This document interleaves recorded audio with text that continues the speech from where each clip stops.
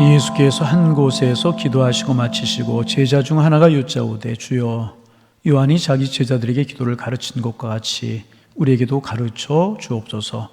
예수께서 이르시되 너희는 기도할 때 이렇게 하라. 아버지 이름이 거룩히 여김을 받으시오며 나라가 임하시오며 우리에게 날마다 일용할 양식을 주시옵고 우리가 우리에게 죄 지은 모든 사람을 용서하오니 우리도 사하여 주시옵고 우리를 시험에 들게 하지 마시옵소서 하라. 오늘 같이 한번 따라 하시면서 말씀을 좀 시작할까요? 주님, 우리에게도 기도를 가르쳐 주옵소서. 이 간구와 열망이 우리의 간구와 열망이 되기를 소망합니다. 한 농부가 모처럼 가족들과 함께 시내에 있는 고급 식당에 가게 이제 되었습니다. 가서 보니까 말쑥하게 차려입은 신사 숙녀들이 많이 앉아 있는데 행색이 조금 초라해 보이는 이 농부의 가족들이 고급 레스토랑에 식당에 들어오니까 모두가 한 번씩 쳐다보는 겁니다. 그러면서 약간은 경멸하는 듯한 그런 눈길을 보냈습니다. 농부의 가족들이 자리를 구해서 앉고 음식을 주문하고 조금 기다리자 주문한 음식이 나왔을 때 이 가족들은 경건한 마음으로 하나님 앞에 감사의 기도를 올렸습니다. 그 모습을 지켜보던 또 신사 한 사람이 비웃듯이 말했습니다. 이보시오, 당신네 집에서는 밥을 먹을 때마다 모두가 다 그렇게 기도를 합니까? 농부가 대답합니다. 아닙니다. 우리 집에서도 기도하지 않는 것들이 있습니다. 신사가 물었습니다. 누가 기도하지 않소? 네, 저희 집에서도요, 개나 돼지나 소나 이런 것들은 기도하지 않습니다. 그래서 그놈들은요, 먹는 것밖에 모른답니다. 이렇게 대답을 했다는 것입니다. 한 번 더 웃으면서 말씀을 드려요. 들을 게 있는 분들은 들으시기를 바랍니다. 무슨 뜻인지 여러분? 여러분, 기도는요, 영혼을 가진 사람이 할 수 있는 최고로 아름답고 최고로 고귀한 행동 중에 하나가 기도인 것입니다. 동물들 기도하지 않아요. 동물들 기도한다는 이야기 들어보셨어요? 사람이라 할지라 동물적인 사람은 기도하지 않는 것입니다. 그 마음속에 하나님을 향한 깊은 믿음이 있고 하나님을 경외함이 있는 사람만 하나님 앞에 기도할 수 있는 것입니다. 그래서 진정으로 그가 기도하는가 하는 문제는 그 사람의 인생을 결정짓는 변수가 되게 되는 것입니다. 구약 성경에 보면 여러분 아시는 것처럼 사울왕과 다윗왕의 이야기가 나와요. 여러분 다윗왕과 사울왕의 두 사람의 차이점이 뭐라고 생각하십니까? 사울왕은 나쁜 일만 많이 했고 다윗왕은 선한 일만 많이 했나요? 그렇지 않아요.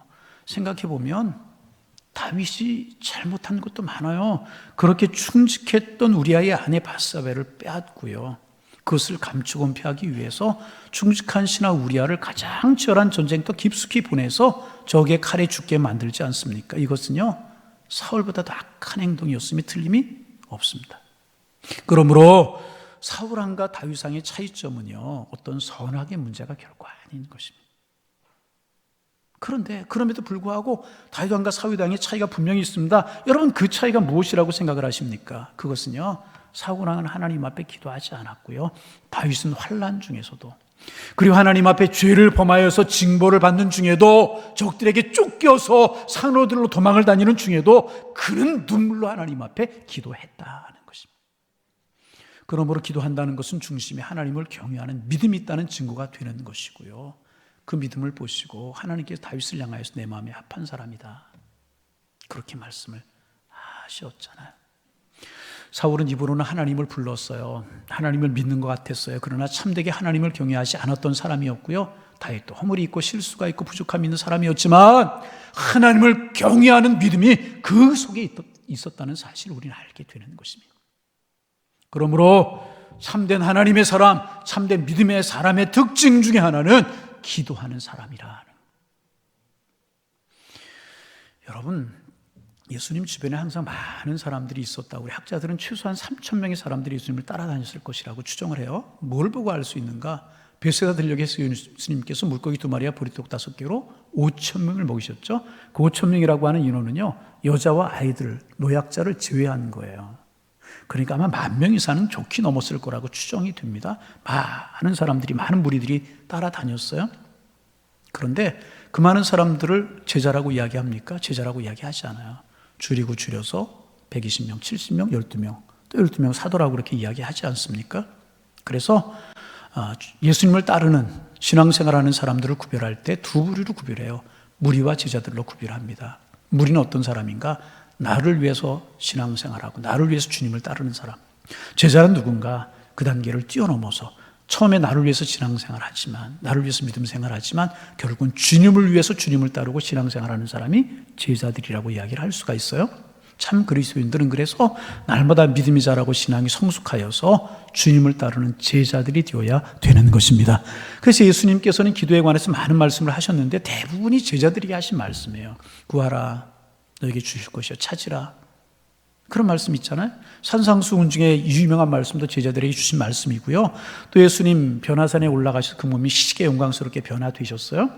그리고 산 밑으로 내려오자 산 아래에서 귀신 들린 아이를 둔 아버지가 처절한 몸부림을 치고 있었고 제자들이 그 아이를 고치려고 해도 고치지 못했어요. 예수님이 고치셨어요. 할 수 있거든요. 무슨 말이냐? 믿는 자에게는 능치 못할 일이 없느니라. 그 쫓아내셨어요. 그리고 상황이 종료가 되고 사람들이 떠나고 난 다음에 제자들이 쑥스러운 듯이 예수님께 물었어요. 예수님 하셨는데 우리는 왜 못했습니까? 그때 예수님 분명하게 말씀하시잖아요. 기도 외에 다른 것으로는 이런 주가 나아갈 수 없다. 기도 외에 다른 것으로 안 돼.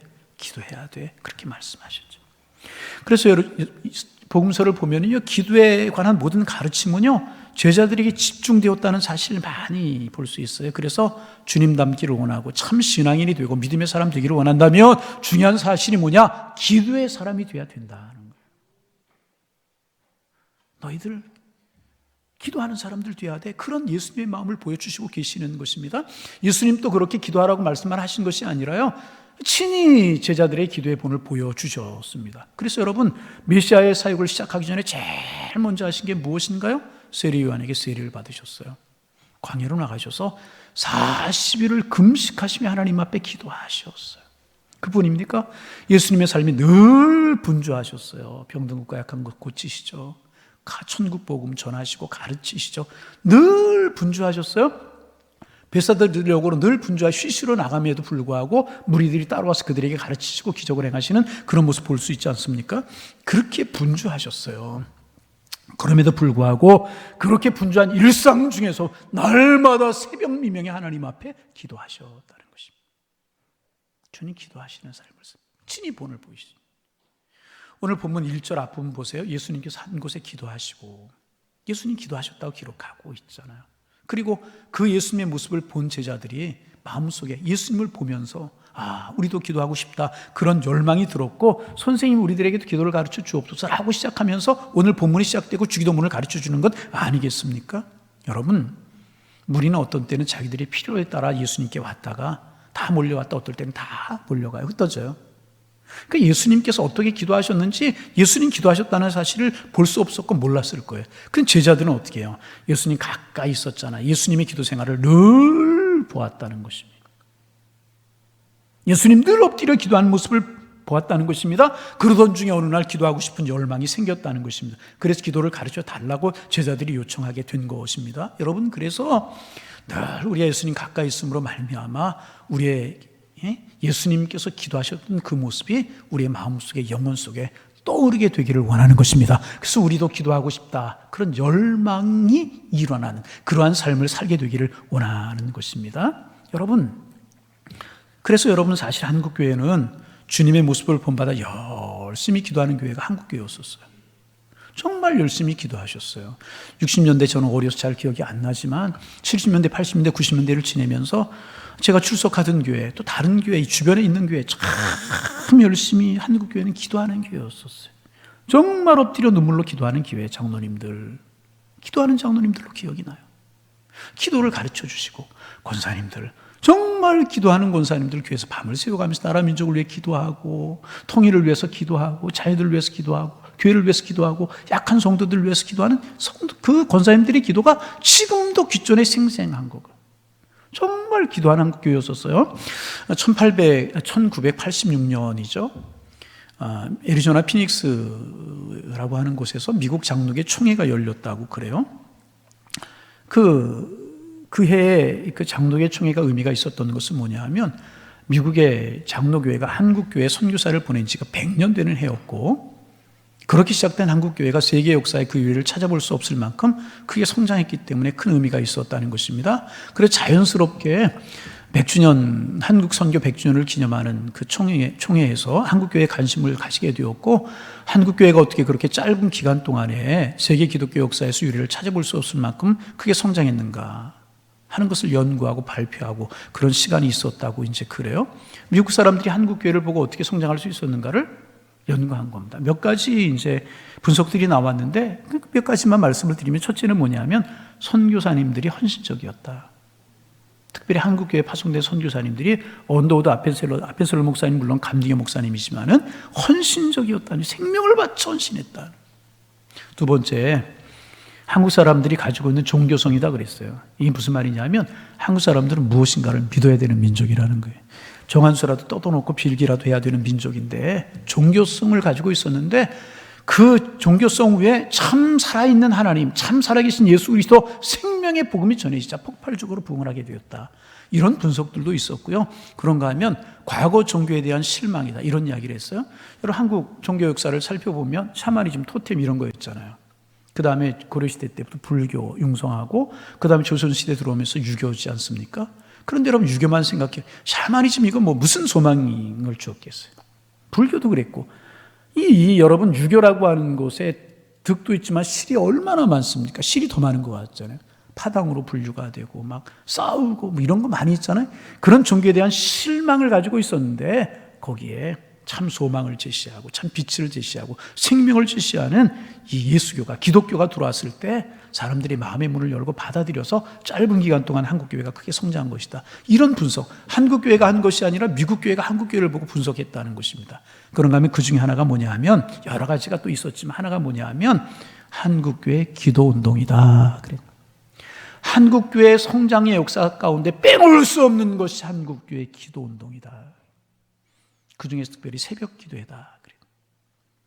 한국교회는 교회만 생기면 새벽 기도회 한다. 새벽에 요란하는 교회다. 빌그레암 목사님이 우리나라에 2번 오셨잖아요. 세계적인 부흥사이신. 그분이 그런 이야기를 했어요. 새벽이 시끄러운 나라마다 부흥하더라. 경제적으로 성장하더라. 그런데 한국에 와서는 신기한 것을 보았다.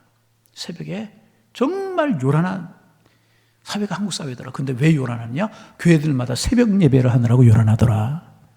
빌그레암 목사님 그런 이야기를 하셨잖아요. 한국교회는 기도하는 교회였다. 그 기도하는 힘이, 기도하는 능력이 한국교회를 세계 역사 속에 찾아볼 수 없을 만큼, 구유례를 찾아볼 수 없을 만큼 부흥에 만들었다. 이런 분석이 있었습니다. 여러분, 그렇습니다. 한국교회는 기도하는 교회였었어요. 정말 뜨겁게 기도하는 교회였었어요. 죄송합니다. 또 이런 얘기 좀 해봅니다. 제가 중학교 2학년, 3학년 때 교회 수련회를 갔어요. 선생님들이 계시고 오는데 장로님들이 휴가를 내고 따라오시는 거예요. 장로님들 왜 따라오시나 보았더니 기도해 주려고 따라오시더라고요. 아침에 저희들이 일어나기 전에 일찍 일어나서 그날의 일정을 놓고 선생님들과 학생들 놓고 기도하고, 저녁에 우리가 잠자리에 들면 장로님들 엎드려서 기도하는 기억이 지금도 생생하게 나요. 늘 기도하시는 장로님들, 교인들 다 존경하고, 권사님들 식사하러 따라오셔서 위에서 기도해주고 붙들고 기도해주고, 늘 교회에서 밤을 지새워가며 기도하시고, 그런 기억들이, 권사님 하면 그런 기도하시던 권사님들의 모습 생각. 정말 그 장로님들, 권사님들 뿐이었습니까? 평신도들은 안 그랬고 목사님들은 안 그랬어요? 교인들의 가정에 어려운 문제가 생기면, 교회 어려운 문제가 생기면 다 보따리 싸가지고 기도원으로 올라가셔서 금식하시며 교인들을 위해서, 교회를 위해서 기도하시는 그런 목사님들이셨다는, 그런 우리의 신앙의 선배들이 쌓아놓은 기도의 축복이 있기에 우리가 지금 그 축복을 누리고 있는 것이 아닌가. 그런데 우리가 기도하지 않아 우리의 신앙의 후배들에게 기도의 축복을 물려주지 못한다면, 자손들에게 그 축복을 물려주지 못하고 기도의 축복을 물려주지 못한다면 어떻게 하나, 그런 염려가 되기도 하는 것이 사실이라. 우리의 신앙의 선배들 기도함으로 교회의 성장을 이루었고, 교회 성장과 더불어 경제 부흥을 이루었어요. 우리가 축복을 누리고 있어요. 우리는 더 큰 축복을, 더 기도의 은혜를 자손들에게 물려줘야 되는데 그렇지 못한 것이 아닌가, 그런 생각이 들어서 마음이 참 아프고, 제 부족한 제 눈으로 볼 때 그런 기도의 열기가 식어진 것 같아서 마음이 아파오는 것이 하시리라. 여러분, 우리 주님의 모습 본받아 기도하는 교회가 되기를 소망합니다. 기도하는 우리가 되기를 소망합니다. 기도의 비밀을 알고 기도의 축복을 알아가는 교회, 우리 성도들이 되어야 될 것입니다. 기도의 축복을, 기도하는 사람들이 주는 축복을 후손들에게 물려줄 수 있는 우리와 우리 교회가 될 수 있어야 될 것이라. 우리 속에도 제자들처럼 예수님의 모습 보면서 기도하고 싶다는 열망이 우리 속에 생길 수 있어야 될 것이라. 그래서 예수님 모습 보면서 제자들 기도하고 싶다, 기도를 가르쳐 주옵소서. 주님 가까이에 있는 제자들이 예수님의 모습을 보고 정말 기도를 배우고 싶다는 마음이 들었다는 것입니다. 여러분, 반복합니다. 이 가을에, 아니 우리 신앙생활하면서 우리의 마음속에도 기도에 관한 열망이 일어나기를 주님의 이름으로 축복합니다. 그래서 제자들이 기도를 배운 것처럼 우리도 기도를 배울 수 있고 기도할 수 있어야 돼요.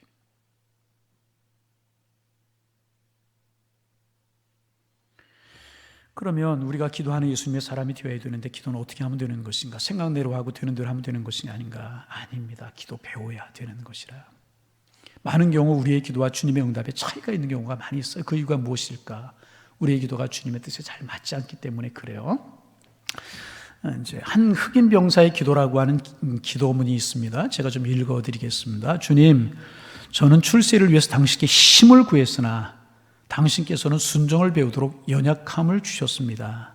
주님, 저는 위대한 일을 위해 건강을 구했지만 당신께서는 그보다 선한 일을 하도록 병고를 주셨습니다. 저는 행복을 위해 부귀를 구했으나 당신은 지혜로운 자가 되도록 가난을 주셨습니다. 주님, 저는 존경받는 자가 되고자 명예를 구했지만 당신은 저를 낮추셔서 당신만 바라보게 하셨습니다. 주님, 저는 즐거움을 누리기를 구했으나 당신은 즐거움을 주는 삶으로 인도해 주셨습니다. 주님, 비록 제가 기도한 대로 받지는 못했으나 당신께서 바라는 것들을 주셨으니 참으로 감사합니다. 그런 기도문입니다. 구한 것들이 많아요. 그런데 기도한 대로 받지 못했어요. 왜요? 주님이 주고자 하시는 것은 다른 곳에 있었기 때문에 그렇다는 것입니다. 여러분, 우리는 기도하는 주님의 사람들이 되어야 되는 것입니다. 무조건 기도하는 것이 아니라 기도를 하되 주님이 원하시는 기도를 해야 되는 것입니다. 주님이 원하시는 기도를 하려고 하면 기도를 배워야 될 것이라. 그래서 제자들이 예수님께 요청을 했어요. 기도를 가르쳐 주옵소서. 당시에 제법 이름 있는 랍비들은요, 기도를 가르쳤다고 그래요. 세례 요한도 자기 제자들이 기도를 가르쳤다고 그러잖아요. 그런데 지금 예수님의 제자들이 예수님께 기도를 가르쳐 달라고 요구하고 있는 것입니다. 제가 기도를 배울 테니까 기도를 가르쳐 주옵소서, 그런 뜻이 아니겠습니까?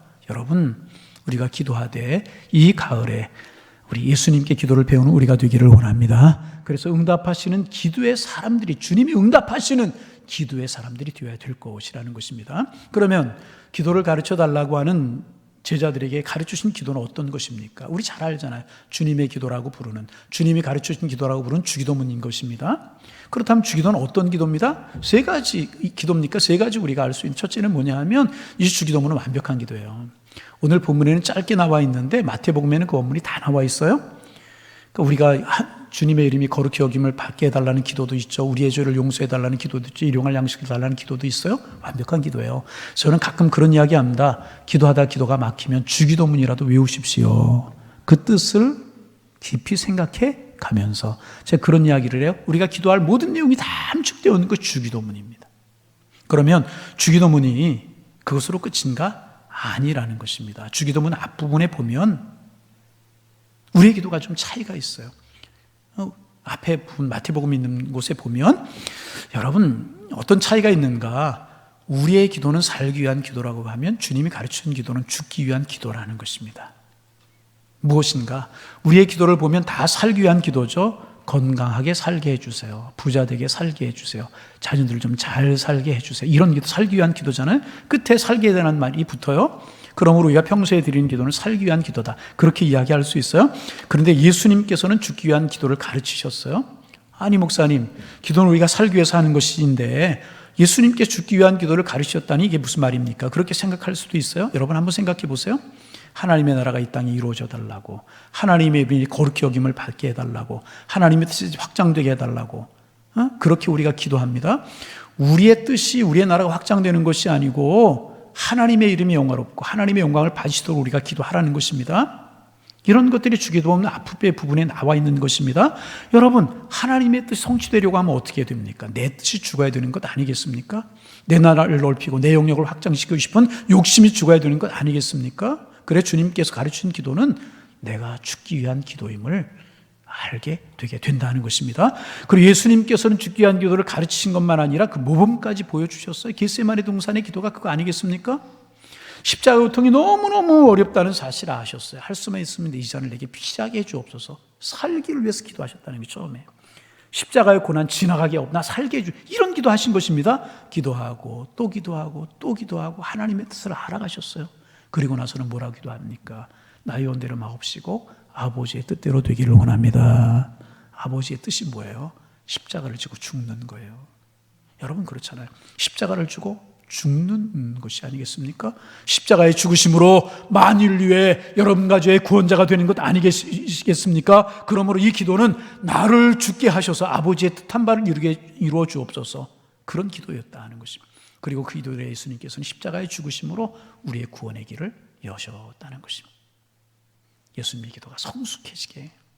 여러분, 어린아이들이 어린 시절에는 원하는 것을 달라고 칭얼거려요. 어린 시절에 아이들 배가 고파요. 엄마가 바쁜가 엄마가 아픈가 상관없이 칭얼대고 울어요. 젖 달라고 밥 달라고 기저귀 갈아달라고 울어요. 철이 들면 달라지잖아요. 어머니도 좀 살필 줄 알고 그러잖아요. 신앙도 그렇습니다. 초보 시절에는 원하는 것들 만들어 놓고 간구해요. 그래서 어떤 분 이런 기도했대요. 이래도 안 주실 겁니까? 두고 보세요. 교회 안 나오는 수도 있어요. 주님, 그렇게 기도하는 분이 있다. 교회 안 나오는 게 요즘 무기인 것 같아. 그렇게 기도하는 분도 있대요. 하나님을 협박하기도 하고. 신앙이 성숙하면 달라. 여러분 다니엘의 기도 알잖아요. 우리가 다니엘이 막 출세하는 거예요. 막 잘 되는 거예요. 그러니까 그것을 시기하는 무리들이 이상한 법을 만들어 다니엘을 죽이려고 그래요. 다니엘이 자기를 죽이려고 하는 거 알면서도 왕 외에 다른 존재에게 30일 동안의 기간 동안에 기도하면 사자굴에 던지자는 거예요. 다니엘은 그것을 자기를 위한 것을 알면서도 여전히 절개를 굽히지 않고 하나님 앞에 예루살렘을 향한 창문을 열어놓고 기도하지 않습니까? 여러분, 다니엘의 기도 중단되지 않았다는 거예요. 죽음을 두려워하지 않고 하나님께 계속 기도했다는 자체도 대단하지만 정말 감동적인 것은요, 상황 속에서 원망하거나 살려달라거나 매달려 원한 기도가 아니라 감사의 기도였다. 다니엘서 6장 10절 보세요. 예루살렘을 향한 창문을 열고 전에 하던 대로 하루에 3번씩 무릎을 꿇고 기도하며 그의 하나님 앞에 감사하더라. 죽음이 코앞에 다가온 상황에서 감사했다. 다니엘의 기도가 최고의 수준에 달한 거라니. 다니엘의 믿음이 최고의 수준에 도달해 있음을 보여주는, 다니엘의 기도와 믿음은 최고의 수준이었다는. 그래서 그런 이야기 할 수 있죠. 그 사람의 기도를 보면 그 믿음을 가름할 수 있는 것이다. 여러분, 우리의 기도가 성숙되기를 원합니다. 완전한 기도, 주기도문 속에서 배우고, 그 기도는 어떤 기도였는가? 나를 죽이는 기도. 내가 살기 위한 기도는요, 무속에서도 얼마든지 찾아볼 수 있고요, 타종교에서도 얼마든지 찾아볼 수 있어요. 그러나 내가 죽기를 원하는 기도, 기독교에만 있어요. 이게 기독교의 위대함이라 하는 거예요. 내가 주고 자녀가 살고, 내가 주고 하나님의 영광 드러나고, 내가 주고 교회가 살고. 할렐루야. 그리고 주님의 기도는 죽기 위한 기도를 넘어서서 용서를 위한 기도였었어요. 십자가 예수님 달리시잖아요. 누가복음 23장 34절에 보면 뭐라고 기도하세요? 아버지여, 저들을 사하여 주옵소서. 자기들이 하는 것을 알지 못하니이다. 침뱉고 채찍으로 내리치고 망치로 못을 박고 십자가에 못 박는 저들을 용서해달라고 예수님 기도하잖아요. 예수님이 이 땅에 드리신 기도 중에 최고의 기도는 죄인들의 용서를 구하는 기도였었고요, 이 기도를 배운 사람이 스데반 집사님이셨습니다. 사도행전 7장 59절 이하에 보면 돌이 날라오고 그 돌들이 자기의 무덤이 되어서 죽어가면서 주님, 내 영혼을 받아주옵소서 기도하고, 주님, 이 죄를 저들에게 돌리지 마옵소서 이 말을 하고 잤다. 세상을 떠나요. 그렇게 기도하시고요, 스테파노스, 이제 그런 말인데 면류관이라고 하는 뜻이, 순교의 면류관을 쓰셨잖아요. 여러분, 이 가을에 우리가 기도해야 되는데 주님을 통해서 온전한 기도를 배우고, 내 자신을 죽이는 기도를 배우고, 용서의 기도를 배워야 할 줄로 믿습니다. 마지막으로 한 가지 생각할 것이 또 있어요. 참된 신앙인은요, 기도자의 삶을 배워야 된다. 기도를 하면서 자신이 기도한 대로 살지 않으면 그 기도는 무효라는 거예요. 기도하는 대로 살아야 된다. 재미난 이야기가 있어. 어느 신학대학에서 있었던 일이라고 그래요. 이제 학기 말이 되어서 기말 시험을 보게 되었는데, 좀 밤 늦은 시간에 강의실 앞을 이렇게 교수님이 지나가시는데, 강의실 안에서 간절히 기도하는 기도 소리가 들리더라는 거예요. 어느 학생이 기도하나. 강의실 문을 열고 들어가 보았더니 한 학생이 열심히 기도하고 있더라는 거예요. 참 귀하다. 이렇게 늦게까지 열심히 기도하는구나. 그리고 이제 들어오셨는데, 그 다음날 시험을 보는 날이라 시험을 봤대요. 교수님이 그 학생이 궁금한 거예요. 그 학생이 누군 줄 알잖아요. 그렇게 열심히 기도했는데 시험 공부는 잘해, 시험 잘 봤나 궁금하셨다고 그래요. 그래서 그 학생의 답안지를 일부러 찾아보았다는 거예요. 근데 그 학생이 백지를 제출했대요. 백지 제출했다는 거 여러분 뭔지 아세요? 답을 하나도 안 쓰고 백지를 낸 거예요. 공부를 안 한 거죠. 답안지 답을 쓸 수가 없었던 거죠. 그리고 맨 아래에다 딱 한 줄 썼대요. 뭐라고 썼냐 하면 하나님은 다 아십니다. 하나님 다 아신다고. 빵점. 며칠 후에 학생이 교수님을 찾아 항의를 했대. 교수님, 왜 제가 빵점입니까? 저는 아는 게 없지만 하나님께서는 다 아신다고 믿고 하나님은 다 아십니다. 그렇게 썼는데 그 교수님, 만약 저에게 점수를 안 주시면 교수님께서는 모든 것을 다 아시는 하나님의 전지하심을 부정하는 증거가 될 것이고, 그것은 하나님을 모독하는 죄를 짓는 것이 아닙니까? 학생이 교수님에게 항의를 했대요. 그래서 교수님께서 시험지를 다시 보여주시면서 말했대요. 걱정 말게나, 여보게 걱정 말게나, 하나님께 드릴 성적은 따로 있네. 여기 보게. 그래서 학생이 답안지를 보았더니 이렇게 써 있었다고 그래요. 하나님은 다 아시니 100점, 학생은 하나도 모르니 빵점. 그렇게 해서 여러분, 좋은 성적을 위해서 내가 기도했다면 걸맞게 책상머리에 앉아서 열심히 공부해야 되는 거예요. 아멘 하시는 분이 두 분이 안 계시네. 장사가 잘 되도록 내가 기도했다면 아침에 일찍 일어나 부지런하게 상점의 문을 열고 좋은 상품 진열하고 손님들을 친절하게 맞이해야 되는 거예요. 기도한 대로 살아야 돼요. 회개의 기도를 했다면 다시는 죄를 짓지 말아야 되는 것이고요. 내가 무엇이 되기를 원하면 그것에 걸맞는 삶을, 신앙적인 영적인 삶을 살아야 되는 것이라. 교회가 부흥을 위해서, 교회가 부흥되기를 위해서 기도했다면 겸손과 사랑으로 하나가 되어서 부지런히 복음을 전하고 기도할 수 있어요. 나라의 안녕과 질서를 위해서 내가 기도했다면 정직한 시민으로 살아야 되는 것이라. 자신은 아무것도 하지 않고 움직이기만 하면 기도를 한다면 그것은 아니에요. 여러분, 이 가을에 간절한 소망이 있어요. 양일의 권속들이, 양일의 가족들이 기도에 참맛을 하는 성도가 되기를 원한다. 간절한 기도. 간절한 기도. 그래서 사도 요한이 있죠. 제자들이 다 순교를 했는데 사도 요한은 자기의 삶을 살았어요. 말년에 반모섬에 가서 유배 생활을 하지 않았습니까? 그런데 가장 늦게까지 살면서 교회를 지도했어요. 그 과정에서 얻은 확신 중에 하나가 있었어요. 사도 요한에게. 기도의 확신이라는 거죠. 그래서 요한일서 5장 14절에서 이렇게 이야기합니다. 그를 향하여 우리가 가진 바 담대한 것이 이것이니 그의 뜻대로 무엇이든지 구하면 들으심이라. 여러분, 무엇이든지 구하면 들으시는 하나님의 은혜를 맛보시기를 바랍니다. 확신을 갖는 기도의 사람이 될 수 있어야 되는 것입니다. 그래서 여러분, 기도가 중단이 되면 그때부터 참다운 성도의 삶, 참 신앙인의 삶, 참 믿음의 사람의 삶은 무너지게 된다는 사실을 아셔야 됩니다. 기도가 무너지면 신앙이 무너지는 거예요. 여러분, 아셔요. 뭐를 통해 알 수 있는가? 겟세마네 동산의 제자들을 생각해 보세요. 주님 그들에게 기도하라고 강하게, 기도하라고 강하게 말씀하셨잖아요. 그런데 누가복음 22장 39절 이하에 보면 그들은 다 잘며 졸고 있었어요. 그렇잖아요? 다 잘며 졸면서 기도하지 않았어요. 그 후에 어떻게 되었습니까? 가룟유다가 데려온 군인들이 예수님을 치포하는 순간 제자들 다 도망해 버리고 말았잖아요. 주님 가시는 곳이면 어디까지 가겠다고 생명을 불사하던 베드로도 3번씩이나 부인하고 다 도망가 버리고 말았고요. 이것은 더 이상 신앙인의 모습이, 이것은 더 이상 제자의 모습이, 이것은 더 이상 기도하는 사람의 모습이 아니었잖아요. 기도가 중단되는 순간에 다 무리처럼 되어버리고 신앙 없는 사람처럼 되어버리고 말았다는 거예요. 어디 제자 모습이 있고 신앙의 모습이 있습니까? 기도가 무너지면 무너지게 되는 것이라. 여러분, 열망하며 간구합니다. 이 가을에 기도하는 여러분들 되시기를 소망합니다. 기도하는 우리 교회가 되기를 소망합니다. 기도해야 될 것이. 다울과 사윗의 차이는 다른 게 아니었어요. 기도하는 배.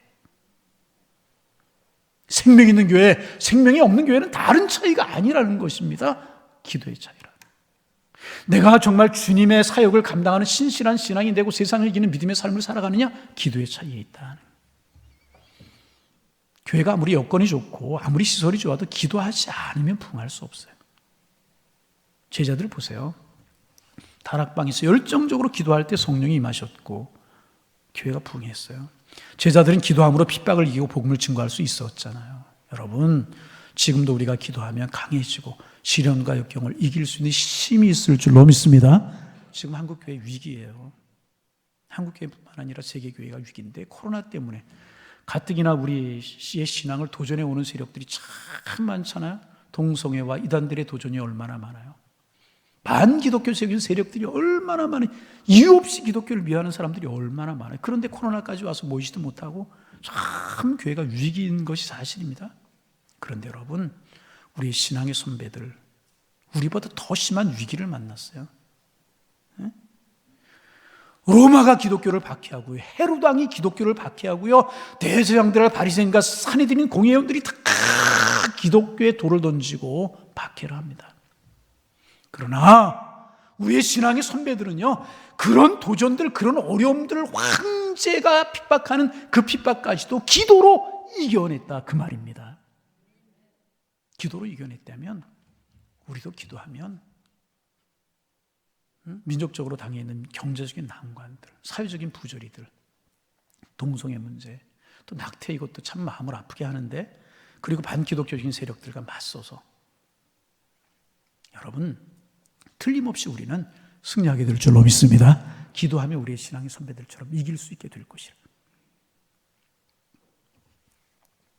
반복합니다. 마음속에 열망이 있어요. 우리 교회 어떤 교회 되기를 원하는가? 하나님의 영광이 충만한 교회가 되기를 원하는데 어떻게 하나님의 영광이 충만한 교회가 될 수 있을까? 기도할 때, 왜? 기도할 때 성령이 임하고, 기도할 때 하나님의 역사가 임했고, 기도할 때 난관과 환난과 핍박을 이기고 승리하는 교회가 될 수 있었기에 우리도 반기독교 세력을, 우리를 위축되게 만드는 세력을 어떻게 이길 수 있다? 기도할 때 이길 수 있다. 그래서 여러분, 마음속에 열망이 있어요. 우리 교회가 기도하는 교회가 되기를 원하고, 우리 성도님들 기도하는 성도님들이 되기를 원합니다. 말만 많이 하지 말고 기도하는 교회. 그게 능력이라. 이 가을에 마음을 기울여서 주님과의 속삭임을 즐기는 기도가 가득해지는 계절이 되기를 소망합니다. 기도하는 교회가 되기를 원합니다. 기도하는 우리가 되기를 원합니다. 이런 열망이 심하고 기도하는 우리가 되기를 원합니다. 기도하겠습니다. 하나님, 기도하는 저희가 되기를 원합니다. 사람의 말이 가득 차고 사람의 생각이 가득 찬 교회 되지 않고 우리의 심령에 세상 것들로 치우며 세상 것들이 지배하는 그런 삶 살지 않게 하시고 기도하는 저희들, 기도하는 교회가 될 수 있도록 인도하여 주옵소서. 가정적으로 또 자녀들의 진로 기도할 일들 많이 있지만 하나님, 민족적인 경제적인 어려운 난관, 코로나, 사회적인 불의들, 동성애를 비롯해서 이단들의 도전들, 그리고 반기독교적인 세력들, 우리 맞서 승리하기를 원합니다. 기도할 때 승리할 수 있는데 기도의 능력을 주시고 기도를 배우는, 기도하는 이 계절을 되게 하셔서 주님과 깊은 영적인 속삭임을 즐기는 이 계절이 되게 하시고 기도로 승리하는 아름다움의 계절이 될 수 있도록 축복하여 주옵소서. 예수님의 이름으로 기도하옵나이다. 아멘.